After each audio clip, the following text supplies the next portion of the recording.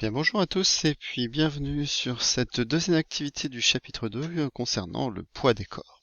Alors, dans le premier encadré, eh bien, on vous explique ce que c'est que le poids. Alors, c'est des rappels que vous avez déjà eu au collège, hein. Donc, on dit on appelle le poids, qu'on va noter P d'un objet, c'est la force gravitationnelle exercée sur cet objet à proximité de la Terre. Cette action est aussi appelée pesanteur. En troisième, vous avez vu que le poids P d'un objet est proportionnel à sa masse et qu'il se calcule grâce à la relation P égale M fois G.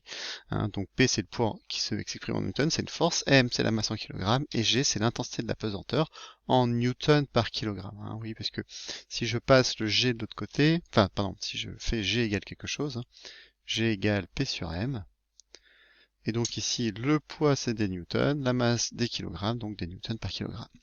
La valeur d'intensité de la pesanteur à Paris est d'environ G égale 9,8 newtons par kilogramme. Voilà, ça c'est ce que vous avez déjà vu au collège, voilà, le poids, comment est-ce que je fais.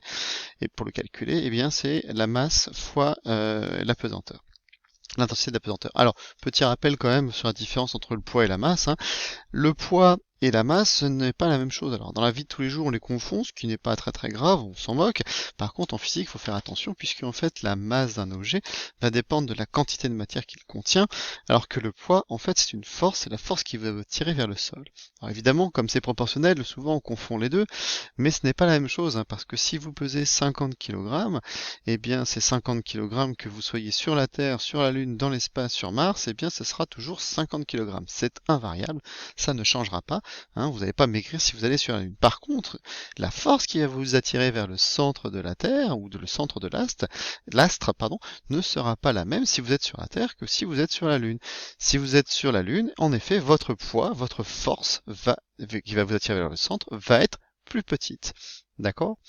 Donc la masse, elle, est invariable. Par contre, le poids, lui, va dépendre de votre lieu puisque c'est une force. Alors, on va prendre un exemple, on va dire qu'une personne ici de masse M égale 65 kg se trouve à la surface de la Terre.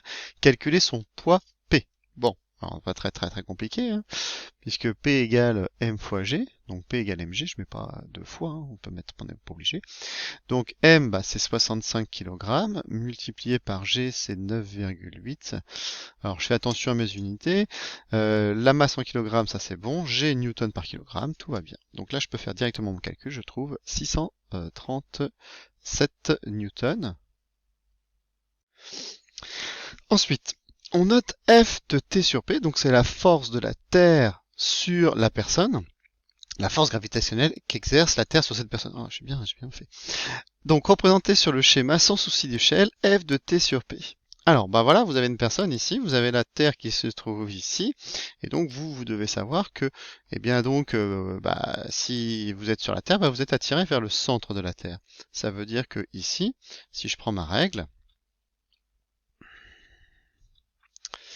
toujours pas, j'y arriverai jamais avec cette règle. Voilà. Donc, eh bien, ça va être dirigé. Donc, je vais prendre ici comme point d'application le centre de gravité. Donc, ça veut dire à peu près ce point-là. Donc, ce point G. Et puis, je vais diriger donc vers le centre de la Terre. Donc, ma flèche, je vais la faire en partant de ce point-là jusqu'ici à peu près. On vous dit sans souci d'échelle, donc on s'en moque un peu de savoir combien ça fait. Donc, mon point d'application ici, c'est G, le centre de gravité de la personne, et puis le bout de ma flèche là.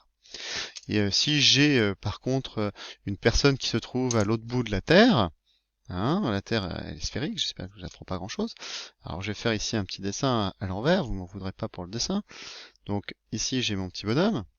Eh bien c'est la même chose, ici je vais pouvoir donc être attiré vers le centre de la Terre, donc je ferai une flèche qui part de ce point-là et qui va jusqu'à cet endroit-là. Donc ma flèche ici sera dirigée dans ce sens-là, avec le point d'application là. Donc ma flèche, ça se voit pas parce que j'ai pas fait changement de couleur, mais voilà, ça va dans ce sens-là. Ça veut dire que si vous êtes en Australie, c'est pas parce que vous êtes de l'autre côté que vous allez tomber, puisque si vous vous déplacez, vous êtes toujours attiré vers le centre de la Terre. Donc si vous êtes là, vous êtes attiré vers le centre de la Terre, etc., etc. Donc la Terre, elle a beau être sphérique, eh bien vous êtes quand même, quoi qu'il arrive, le sol est toujours en bas, quoi qu'il arrive, puisque vous tournez autour de la Terre et vous êtes toujours attiré vers le centre de la Terre. Alors, je vais effacer mon dessin qui est pas très beau, pas d'intérêt. Ici. Alors, ça on a fait, donc on a représenté ici. Alors par contre, je vais quand même la noter, puisque j'ai F de la Terre sur la personne, avec une flèche, c'est celle-ci que j'ai représentée, donner l'expression littérale de F de T sur P. Alors ça, on avait déjà vu, hein, la force gravitationnelle, l'expression littérale, donc il n'y a pas de flèche, donc c'est la norme, F de T sur P, c'est égal à G, MAMB, alors ici c'est la Terre, hein, puisque le premier c'est la Terre, fois la masse de la personne, que je divise par la distance au carré qui va les séparer. Alors quelle est cette distance-là? Eh bien, cette distance-là, c'est tout simplement de ce point-là jusqu'à ce point-là. Alors évidemment, là j'ai fait une personne qui est très très grande par rapport à la Terre, donc je devrais calculer donc le rayon de la Terre plus ce diamètre-là. Vous imaginez bien qu'une personne sur la Terre, hein, elle est à cet endroit-là, sinon par exemple, hein, donc on voit absolument rien. Hein, donc c'est véritablement cette distance-là, c'est quoi? C'est tout simplement le rayon de la Terre. Donc je peux directement marquer si je veux, ici, RT. Donc R pour rayon, T pour terre, au carré. Donc petite idée, calculer la valeur de f de t sur p. Je vais passer à l'application numérique, hein, donc je vais remplacer par mes valeurs. F de t sur p, c'est G. Alors G, c'est la constante gravitationnelle, c'est toujours donné, c'est 6,67 fois 10 puissance moins 11 dans le système international, fois la masse de la Terre. Donc la masse de la Terre, je vois ici que j'ai marqué mt majuscule, j'ai marqué mt minuscule. Bon, il faudra faire une petite correction ici. Donc ici mt c'est 5,98 fois 10 puissance 24. Ce sont des kilogrammes, système international, tout va bien. Fois la masse de la personne, on a dit qu'elle pesait combien 65 kg, je crois. Donc pareil, c'est la même chose, j'ai la bonne unité. Divisé par la distance au carré. Le rayon de la Terre, c'est 6380 km. Alors, là, je m'aperçois que j'ai des kilomètres. Dans le système international, c'est des mètres qu'il faut, donc je fais x 10 puissance moins 3. Et je n'oublie pas une chose, réfléchissez, le carré. Et donc, il ne faut pas que je oublie de faire ma parenthèse ici avec le carré. Donc si on fait ça sur la calculatrice, hein, je vous invite encore une fois à le taper véritablement sur la calculatrice, on trouve, oh là là, mais c'est bizarre, 637 newtons. Oh là là, mais mon Dieu, comment c'est bizarre. J'ai les deux mêmes valeurs ici. Eh bien oui, comparez cette valeur au poids calculé précédemment, eh bien les deux valeurs ici sont identiques, hein, puisque on va pouvoir assimiler le poids comme étant la manifestation de la force gravitationnelle au niveau du sol. C'est-à-dire que ce que j'appelle force gravitationnelle et poids, quasiment, vous voyez, c'est la même chose. D'accord? On verra une petite différence entre les deux tout à l'heure quand j'aurai noté ça. Donc comparé ici, on peut noter donc ces deux valeurs sont identiques, hein, puisqu'on peut assimiler le poids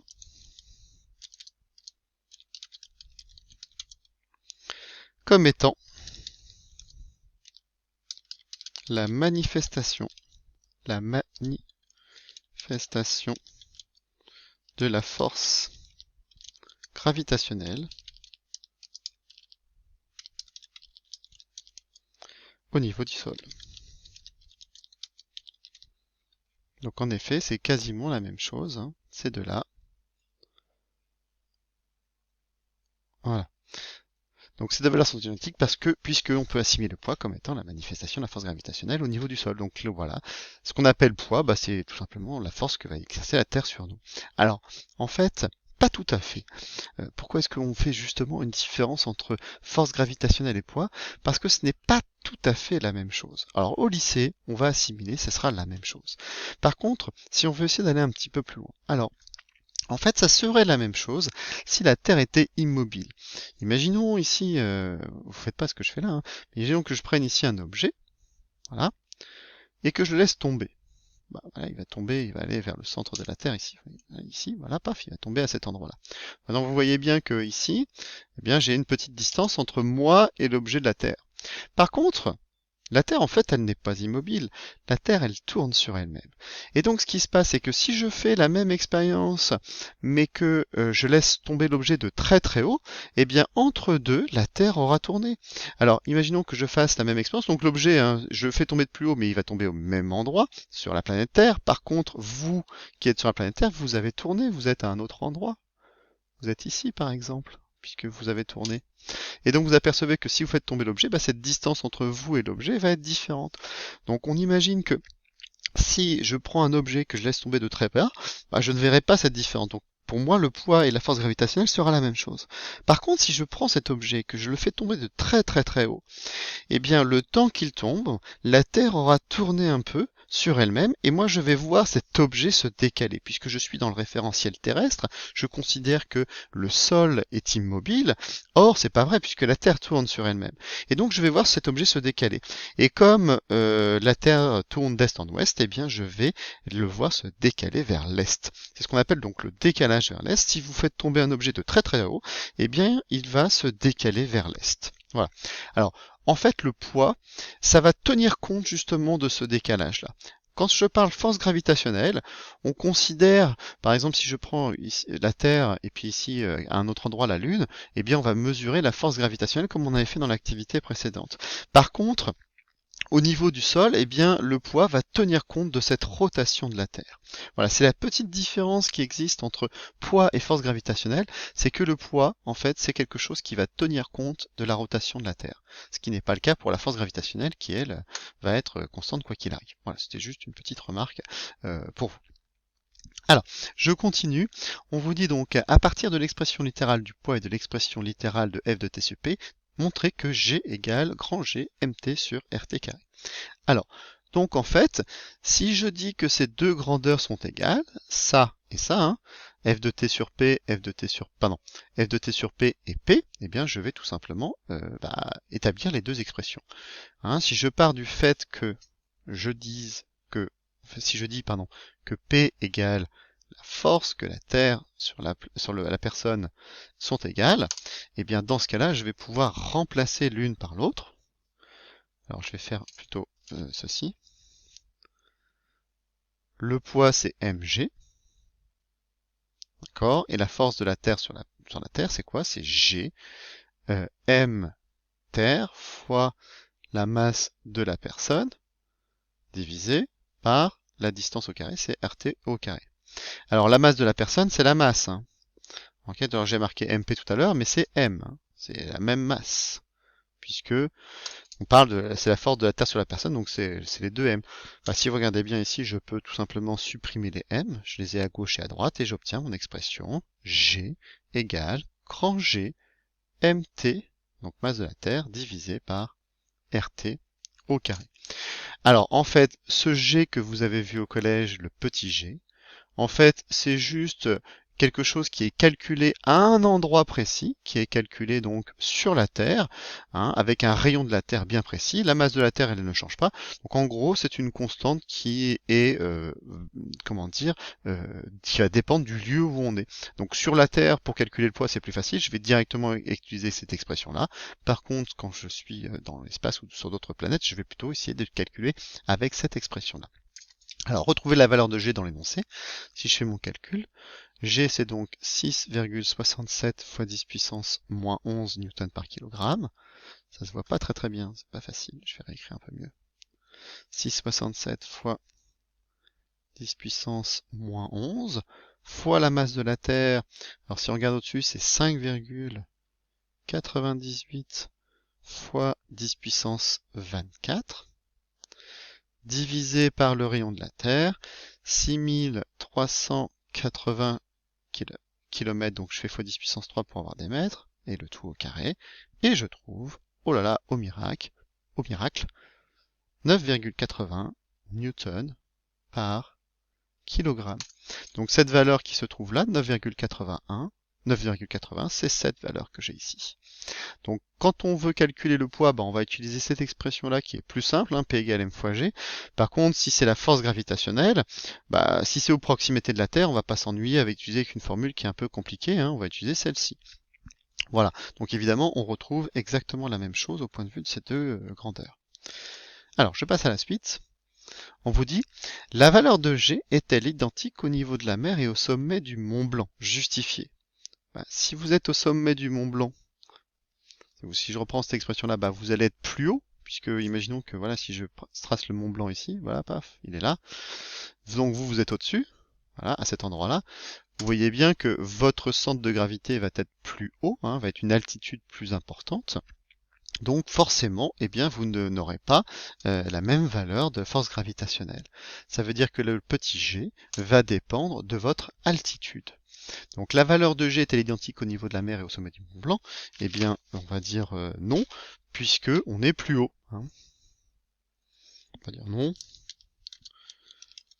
puisqu'on est plus haut. D'accord? Vous êtes, en fait, on va mettre à une altitude plus élevée, plutôt. À une altitude plus élevée. Voilà, c'est un peu mieux de mettre une altitude plus élevée que plus haut.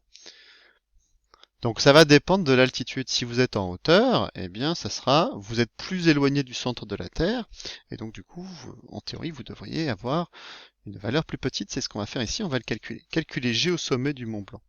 Alors le G, je vais peut-être mettre en petit indice MB, puisque pour dire Mont Blanc, hein, voilà, pour différencier tout à l'heure, je reprends mon expression, c'est G MT sur, alors la distance qui va me séparer du centre de la Terre. Je reprends mon schéma, j'aurais pas dû l'effacer.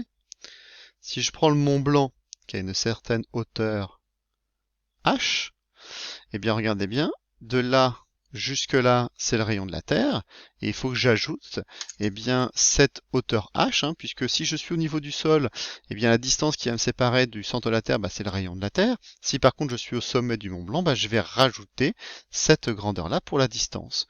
Donc ce qui veut dire que ici je suis au rayon de la Terre, plus une certaine hauteur h. Je n'oublie pas que c'est cette distance-là qui doit être au carré. Là, il faut faire très très attention puisque je ne mets pas juste RT au carré. Hein. Moi, cette distance-là veut dire la distance qui me sépare du centre de la Terre. Donc c'est bien RT plus H, le tout au carré. Donc c'est pour ça qu'il ne faut pas se tromper sur ce calcul-là. Alors c'est égal à quoi? La constante gravitationnelle 6,67 fois 10 puissance moins 11 fois la masse de la Terre, c'est-à-dire 5,98 fois 10 puissance 24 que je divise par 6380 km, alors il faut que je fasse fois 10 puissance 3, plus eh bien l'altitude du Mont Blanc, 4807 mètres, le tout au carré. Alors j'ai fait un petit point quand même sur les unités, parce que c'est ça là-dessus où on va se tromper, il faut bien taper ce calcul-là. Donc hein, ici, ça là, c'est en kilomètres, hein. Donc pour le mètre, ça c'est pour le mètre en mètres, ce qui veut dire que cette partie-là, eh bien ce sont des mètres. Je peux additionner des mètres avec des mètres, puisque là ce sont des 4807 mètres. Hein. Donc je peux bien additionner les mètres avec les mètres, et il faut bien que je tape tout ça au carré. Vous voyez que le calcul là commence à être un petit peu plus compliqué. Il ne faut pas se tromper quand on va taper son calcul. L'avantage de votre calculatrice, c'est qu'elle vous marque bien la fraction. Vous devez bien mettre les parenthèses, le carré au bon endroit, etc., les puissances de 10. Et c'est là que, par contre, si vous faites les calculs sans la touche petit e pour faire la calculatrice, c'est là où vous allez commencer à avoir des problèmes, puisque vous pouvez avoir des soucis. Vous rajoutez quelque chose derrière, plus, et donc si vous ne faites pas la touche e, eh bien c'est là que vous n'allez pas avoir le bon résultat. Donc je vous invite fortement à taper ce calcul-là, et à voir que vous devez trouver, la valeur de environ 9,78 newtons par kilogramme. Si vous ne trouvez pas ce résultat-là, vous devez vous entraîner pour essayer de trouver ce résultat-là. Hein, ça, des calculs comme ça en physique, en première, en terminale, c'est 3 fois par heure. Donc il faut savoir les faire de manière rapide et sans se tromper dans les parenthèses, dans les puissances, etc. Parce que sinon après ça va devenir véritablement très très compliqué. Et donc on s'aperçoit de quoi? 9,78, eh bien c'est inférieur à 9,8 qu'on avait calculé tout à l'heure. Donc le 9,8, en effet, quand vous êtes au sommet du Mont Blanc, vous êtes moins attiré vers le centre de la Terre, parce que vous êtes plus haut. Voilà, vous êtes plus haut, donc vous êtes moins attiré. Alors cette différence est minime, hein, entre 9, j'ai du mal avec ça, moi. Cette différence est minime entre 9,80 et 9,78, mais elle est quand même mesurable. En gros, vous allez vous sentir, entre guillemets, un petit peu plus léger au sommet du Mont Blanc.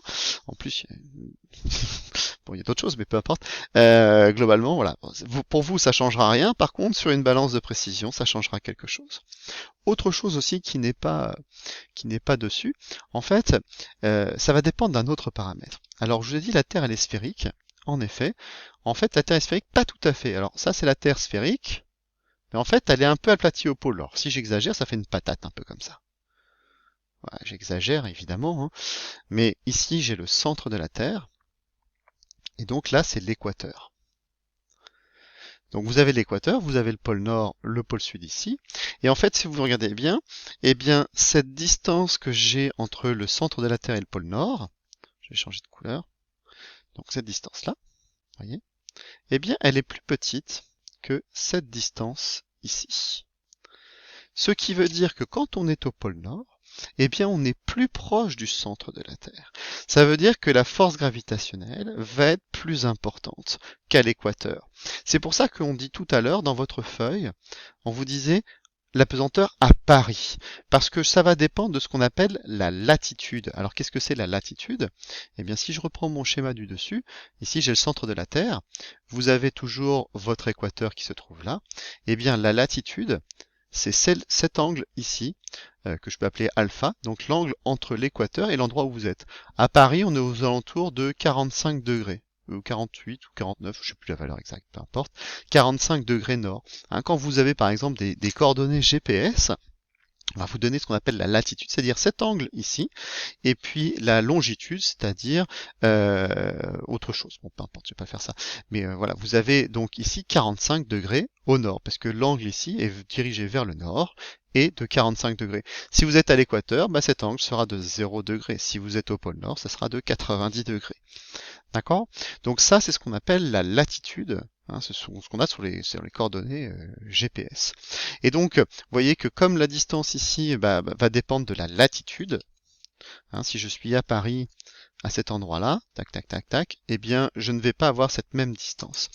Alors, je reprends, donc si vous êtes ici au pôle Nord, eh bien, vous êtes plus attiré vers le centre de la Terre qu'à l'équateur. Ça veut dire que la valeur de G sera plus importante au pôle Nord qu'à l'équateur.